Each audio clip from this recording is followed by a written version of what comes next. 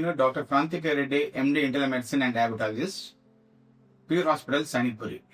Diabetes ఎలా వస్తుంది అనేది చాలా పెద్ద ప్రశ్న.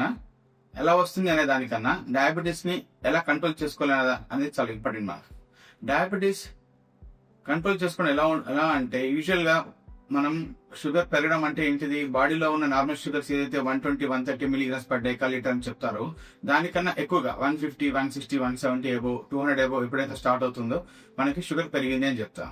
మళ్ళీ టైప్ 1 డయాబెటీస్ అంటే యూజువల్ గా చిన్న పిల్లల్లో వస్తుంది. లెస్ దాన్ 16 ఇయర్స్ యూజువల్ గా 99% మనకి ఎక్కువగా వంశపారంపర్యంగా వస్తుంది, అంటే జీన్స్ లోపం వల్ల వస్తుంది. టైప్ 2 డయాబెటీస్ ఎక్కువగా ఆఫ్టర్ 20 ఇయర్స్, యూజువల్లీ ఇంతకు ముందు 40 ఇయర్స్ తర్వాత వచ్చేది, ఇప్పుడు 20-30 ఇయర్స్ తర్వాత కూడా టైప్ 2 డయాబెటీస్ ఇన్సులిన్ రెసిస్టెన్స్ వల్ల వస్తుంది.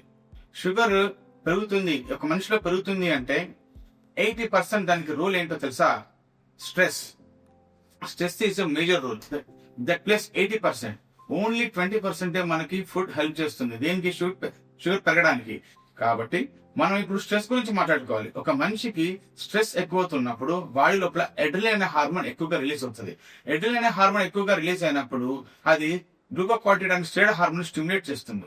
ఎప్పుడైతే గ్లూకోకార్టికాయిడ్ అనే హార్మోన్ స్టిమ్యులేట్ అయిన తర్వాత అది గ్లూకోనియోజెన్సిస్ అనే ప్రాసెస్ ని ఇంక్రీజ్ చేసేసి లివర్ లో స్టోర్ అయినటువంటి గ్లూకోజ్ ని, మజిల్ లో స్టోర్ అయినటువంటి గ్లూకోజ్ ని బ్లడ్ లో రిలీజ్ చేసి షుగర్ ని ఇంక్రీజ్ చేస్తుంది. ఈ స్ట్రెస్ తగ్గడానికి ఫస్ట్ మనము మెడిటేషన్ చేయడం గానీ, యోగా చేయడం గానీ, టైంకి నిద్రపోవడం గానీ, రెగ్యులర్ గా వాకింగ్ చేయడం గానీ, ఇవన్నీ చేయడం ద్వారా కొంతవరకు మనకి రిలాక్సింగ్ హార్మోన్స్ ఇంక్రీజ్ అవుతాయి, స్ట్రెస్ హార్మోన్స్ తగ్గుతాయి.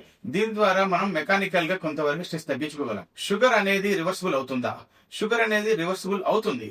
ఎవరిలో అవుతుంది అనేది చాలా ఇంపార్టెంట్. ఏ మనిషి అయితే 30 to 50 ఇయర్స్ మధ్యలో ఉన్న వాళ్ళలో షుగర్ ని కొంతవరకు రివర్స్ చేసే అవకాశం ఉంటుంది. మరి ఎప్పుడైతే మనిషి 50 సంవత్సరాల లోపల ఉంటాడో ఆ యొక్క మనిషిలో టెస్టోస్టెరాన్, స్టెరాయిడ్ హార్మోన్స్ ఎప్పుడు కూడా సమృద్ధిగా ఉంటాయి. 50 ఇయర్స్ తర్వాత మనిషి యొక్క మజిల్ బల్క్ తగ్గిపోతుంది. మనిషి మజిల్ బల్క్ తగ్గిపోయినప్పుడు మనకి షుగర్ పెరిగే అవకాశం ఉంటుంది. ఎందుకు అంటే 90% of the glucose utilized by skeletal muscle. అంటే మన బాడీలో ఉన్న షుగర్ ని 90% షుగర్ ని కేవలం స్కెలిటల్ మజిలే యూజ్ చేసుకుంటుంది. కాబట్టి ఎవరైనా సరే లావుగా ఉన్నా సరే వారు రెగ్యులర్ గా ఎక్సర్సైజ్ చేసి వారి మజిల్ యొక్క బల్క్ ఇంక్రీజ్ చేసినప్పుడు, మజిల్ బల్క్ 10 నుంచి ఒక 30% మజిల్ బల్క్ ఇంక్రీజ్ చేసినప్పుడు ఆటోమేటిక్ గా కన్సంప్షన్ ఇంక్రీజ్ అవుతుంది. షుగర్ యొక్క కన్సంప్షన్ ఇంక్రీజ్ అయినప్పుడు ఆటోమేటిక్ గా బాడీలో ఉన్న షుగర్ తగ్గడం మొదలుపడుతుంది అనమాట. సో మజిల్ బల్క్ పెరిగితే ఆటోమేటిక్ గా షుగర్ తగ్గుతుంది. ఎందుకంటే consumption 90% of the glucose utilization is by skeletal muscle. So that you have to try to increase your skeletal muscle. Automatically your sugar will come down. Thank you very much.